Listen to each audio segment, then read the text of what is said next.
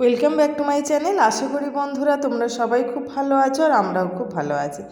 আজকে তোমাদের কাছে নিয়ে চলে এসেছি ফ্রায়েড রাইসের রেসিপি। আমাদের বাড়িতে অনেক আত্মীয় স্বজন হলে আর অনেকটা পরিমাণ ফ্রায়েড রাইস করতে হলে আমাদের কিন্তু ভীষণ চিন্তা হয় আমরা কীভাবে রাইসটা তৈরি করব। তার জন্য আমি মাত্র 10 মিনিটে তোমাদেরকে আজকে তৈরি করে দেখাবো আমি কিভাবে ফ্রায়েড রাইস চটজলদি করতে পারি। চলো, এখানে বড় হাঁড়ি নিয়েছি, তার মধ্যে আমি জল বসিয়ে দিয়েছি। জলটা গরম হয়ে গেছে, লবঙ্গ, এলাচ, দারচিনি, জয়িত্রী সব দিয়ে দিয়েছি।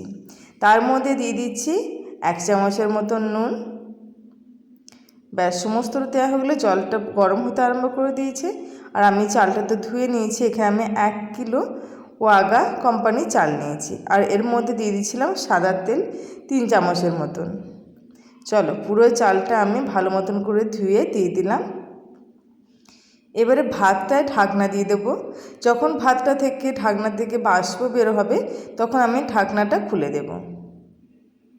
ব্যাস, চলো দেখো ঢাকনাটা খুলে দিয়েছি আর ভাতটা প্রায় অলরেডি আমার হয়েই গেছে। চলো তোমাদেরকে দেখিয়ে দিই। দেখো, এই চালটা তো খুব বড় বড় হয় আর খুব ভালো মতন করে লক্ষ্য রেখে চালটাকে আমাদেরকে ফ্যান ঝরাতে হবে যাতে ঘেটে না যায়, সেটা সবসময়ের জন্য লক্ষ্য রাখতে হবে। আর বেশি পরিমাণ রাইস হলে আমাদেরকে ভাজতে খুব সমস্যা হয়। ওদিকে আমি ফ্যান ঝরাতে দিয়ে দিয়েছি। চলো এদিকে আমি বাকিটা তৈরি করে নিই। এখানে আমি 1 টেবিল চামচের মতন গাওয়া ঘি নিয়েছি, তার সঙ্গে অল্প একটু তেল দিলাম যাতে ঘিটা জ্বলে না যায়। এবার আমি 1 বাটি কাজু আর 1 বাটি কিশমিশ নিয়েছি। সমস্তটাকে আমি হালকা ভেজে নেব। খুব ডিপ ফ্রাই করার দরকার নেই, অল্প একটু লাইট ফ্রাই করলেই হবে। এতে কাজুর আর কিশমিশের টেস্টটা কিন্তু খুব ভালো আসে। চলো, তোমাদের বাড়িতে নিশ্চয়ই আত্মীয় স্বজন হলে তোমরাও এইভাবে রাইসটা একবার তৈরি করে দেখো। তোমাদের কিন্তু খুব চটজলদি রান্নাটা হয়ে যাবে, একদম বেশি কোনো ঝামেলা লাগবে না। চলো, কাজুটা ভাজা হয়ে গেছে। তোমাদেরকে তো আমি প্রথমেই বললাম আমি অল্প কাজুটা ভাজবো, ডিপ ফ্রাই করবো না। বেশি কাজুটা ভাজলে কি হয়, গাটা লাল লাল হয়ে যায় আর টেস্টটা কিন্তু একটু গোলমাল হয়। চলো, সমস্তটা আমি ভালো মতন করে কড়াই থেকে তুলে নিই। বাকি যে ঘি আর তেলটা রইলো ওর মধ্যে আবার সেম জিনিস লবঙ্গ, এলাচ, দারচিনি, জয়িত্রী দিয়ে দিলাম। এতে কি হয়, সবজিটার মধ্যেও কিন্তু ফ্লেভারটা অ্যাড হয়ে গেল। এবারে চলো আমি দিয়ে দেবো লম্বা লম্বা করে কেটে নেওয়া গাজর। আমরা যেইভাবে গাজর কাটি রাইস তৈরি করার জন্য সেই প্রসেসে আমি গাজরটা কেটেছি আর বিনস নিয়েছি।